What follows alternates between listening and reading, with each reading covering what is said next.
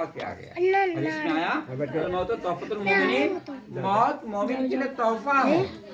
तो फिर अगला सवाल क्या है, मा कुंता तकुल हाज़र रुजुल, मेरे नबी की तरफ इशारा करेगा फरिश्ता, इसके बारे में क्या ख्याल है तुम्हारा? तो अगर जो नबी पर दुरूद भेजा है, जो नबी पर सलाम भेजा है, जो नबी के नारे लगाया है, नबी का गुण गाया है, तो बेधड़क कहेगा कि तो मेरा आका सल्लल्लाहु अलैहि वसल्लम। जब इतना कहेगा तो आवाज आएगी कि मुर्दा ने सच कहा है, जाओ इसे उठाओ, जन्नती लिबास पहनाओ, जन्नती बिछौना दो, जन्नत की खिड़कियां खोल दो और कहो कि जिस तरह एक दुल्हन सोती है तू भी सो। सुभान अल्लाह। और अगर मुर्दा बेईमान है, मुर्दा का ईमान नहीं है, उसका अकीदा दुरुस्त नहीं है, तो वो कहेगा हाँ हाँ लादरी, मुझे पता ही नहीं था। तो आवाज आएगी ये झूठ कह रहा है। तो इसलिए हर मोमिन को पता है कि हमारे ऊपर 5 वक्त की नमाज फर्ज है, इसलिए हमें नमाज पढ़ना चाहिए। हर चीज का जवाब देना होगा, जितना खाया, जितना पिया, जितना कमाया, सारी चीजों का हिसाब देना होगा, तब जाके आपको जन्नत या जहन्नम का रास्ता। तो इसलिए जो है हमको अपना ईमान, अपना अकीदा सलामत रखना चाहिए। जब हमारा अकीदा और ईमान सलामत रहेगा तो इंशाअल्लाह नबी की शफाअत में हासिल होगा। अगरचे हम गुनहगार हैं फिर भी नबी की शफाअत हासिल होगी।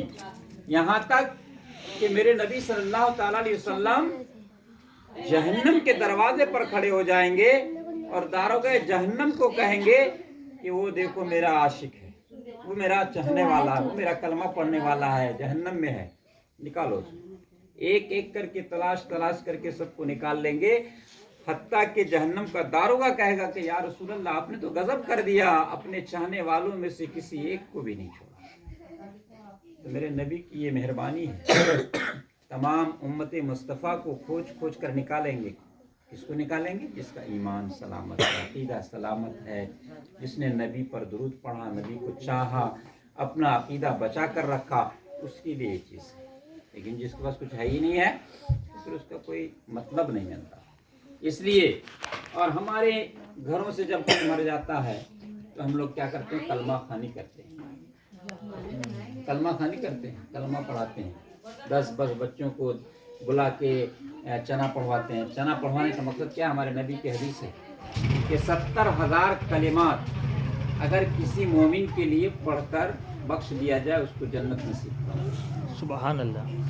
तो इसलिए हम लोग कलिमात पढ़ते हैं। तो घर वालों को भी पढ़ना चाहिए, घर के लोगों को भी कलिमा पढ़ना चाहिए। सिर्फ ऐसा नहीं कि मदरसे के बच्चों को बुलाकर आप कलिमात पढ़वा दें, यही काफ़ी है, बल्कि घर के लोगों को भी पढ़ना चाहिए।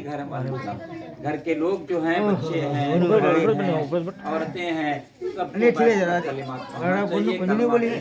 कलमा तैयबा पढ़कर उसके नाम पर ये जो सूरतें आती है पढ़ने, उसको पढ़ना चाहिए। और मैयत के नाम पर सदका भी करना चाहिए।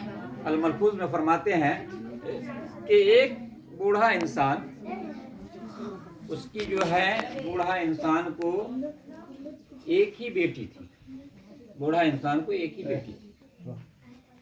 तो बूढ़ा इंसान मर गया।